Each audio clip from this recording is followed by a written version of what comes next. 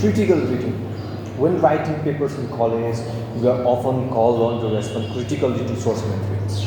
Critical reading requires the abilities to both summarize and evaluate a presentation. As you have seen in previous chapters, a summary is a brief restatement in own words of the content of a passage. An evaluation, however, is a more ambitious undertaking. In your college work, you read to gain and use new information. But bigger sources are not equally valid or equally useful. You must learn to distinguish critically among them by evaluating them. There is no ready-made formula for determining validity. Critical reading and its written equivalent, the critic, require discernment, sensitivity, imagination, knowledge of the subject involved, willingness to become involved in what you read. These skills are developed only through repeated practice. You must begin somewhere, though, and we recommend that you start by posing two broad questions about passages, articles, and books that you read.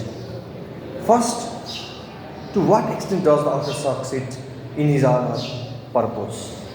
To what extent does the author succeed in his or her purpose? Let me repeat it again. The first number, to what extent does the author succeed in his or her purpose? And the second one is, to what extent do you agree with the author? Let me reiterate it again. You must begin somewhere, though, and we recommend that you start by posing two broad questions about passages, articles, and books that you read. Number one, to what extent does the author succeed in his or her purpose? Number two, to what extent do you agree with the author? Let me say something about question number one. To what extent does the author succeed in his or her purpose? All critical reading begins with an accurate summary. Thus, before attempting an evaluation, you must be able to look at an author's thesis and identify the selections, content, and structure.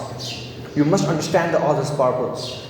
Authors try to inform, to persuade, and to entertain. A given piece may be primarily informative, a summary of the researcher, Cronin, primarily persuasive, an argument on why the government must do something to alleviate homelessness, or primarily entertaining, a play about frustrations of young lovers. Or it may be all three, as in John Steinbeck's novel, The Grapes of Wrath, about migrant workers during the Great Depression. Sometimes authors are not fully conscious of their purpose. Sometimes the purpose changes as they write. Also, multiple purposes can overlap.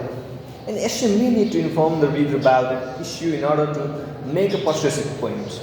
But if the finished piece is coherent, it will have a primary reason for having been written, and it should be apparent that the author is attempting primarily to inform, persuade, or entertain a particular audience. To identify this primary reason, this purpose, is your first job as a critical reader. Your next job is to determine how successful the author has been. As a critical reader, you bring various criteria or standards of judgment to bear when you read pieces intended to inform, persuade, or entertain.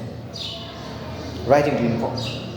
A piece intended to inform all, provide definitions, describe or report on process, recount the story, give historical background, or provide facts and figures. An informational piece responds to questions such as what or who is, how does work, what is the controversy or problem about, what happened, how and why did it happen, what are the results, what are the arguments for and against.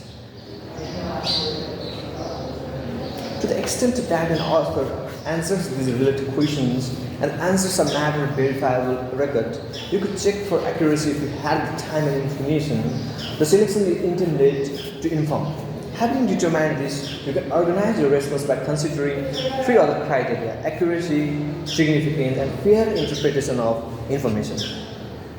That's it for today. Thank you.